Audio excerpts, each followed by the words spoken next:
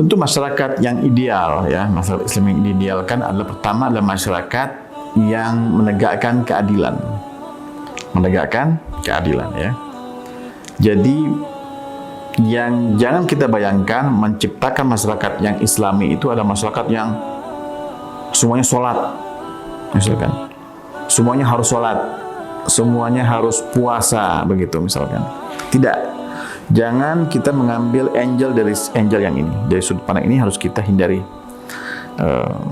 Pertama kali yang penting dalam membentuk masyarakat itu adalah keadilan. Tentu keadaan di sini adalah keadilan semua bidang. Kenapa kita bicara keadilan? Karena keadilan adalah tonggak asas inti sari dari dakwanya para nabi dan para rasul. Inti sarinya adalah pada keadilan itu. Ketika ada ketidakadilan, maka akan muncul banyak masalah yang terjadi. Kan? Semua masalah yang ada di hadapan dunia ini adalah ketidakadilan. Bahkan dunia ini saja, dunia hari ini, yang penuh dengan masalah, yang penuh dengan problematika, yang penuh dengan krisis, ya, itu berasal dari ketidakadilan.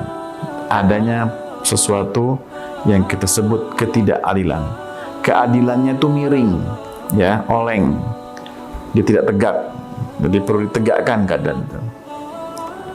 Jadi akar dari semua itu adalah ketidakadilan. Nah, membentuk masyarakat itu adalah perlu keadilan. Ketika keadilan ini hilang, hilanglah ruh dari agama itu.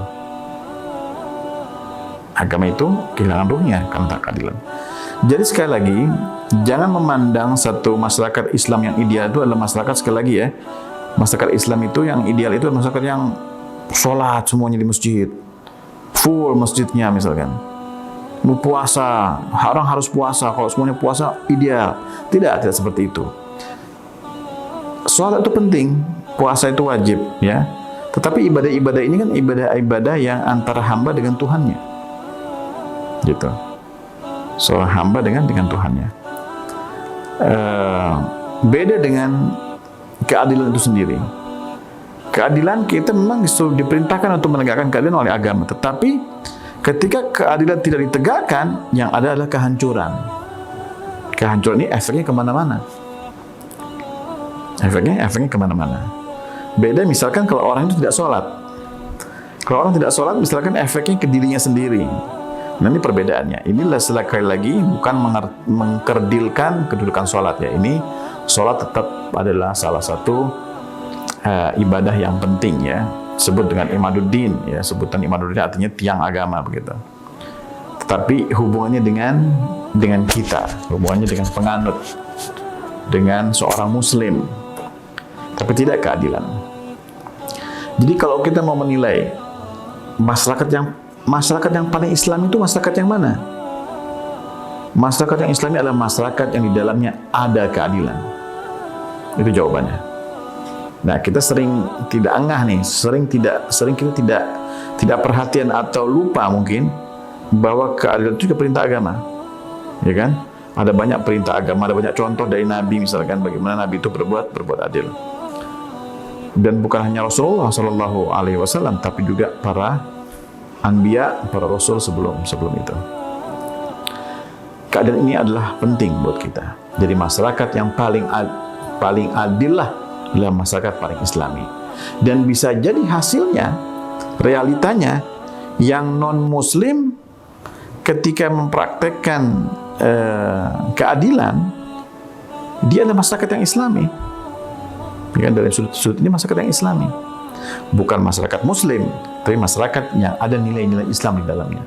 Sebaliknya masyarakat Muslim, ketika dia tidak menegakkan keadilan, dia tidak layak untuk mendapatkan gelar masyarakat yang Islami, karena dia tidak menegakkan keadilan. Seharusnya yang paling awal menegakkan keadilan adalah masyarakat Muslim itu sendiri. Tapi ketika perhatian Muslim sebagai satu sebagai penganut keislaman kita ini tidak memiliki perhatian terhadap keadilan, akhirnya keadilan itu terpinggirkan. Kita lebih sibuk pada urusan-urusan yang lain. Dan ini yang terjadi kemudian masyarakat Islam, masyarakat Muslim tengah-tengah kita hari ini ada ketimpangan Nah, bukan hanya yang ada di negeri kita yang tercinta, tapi di belahan-belahan dunia lainnya pun kita lihat masyarakat muslimin memang agak kurang, mungkin kita baru mulai terlihat pentingnya keadilan itu. Dan dunia ini, hari ini yang dunia ini diambang kehancuran, begitulah kita kira-kira kalau kita menangkap narasi-narasi yang ada sekarang ini, dunia diambang kehancuran, ya kan? Semua ini adanya keserakahan manusia, berpusat adanya ketidakadilan. Semuanya kembali kepada ketidakadilan itu sendiri.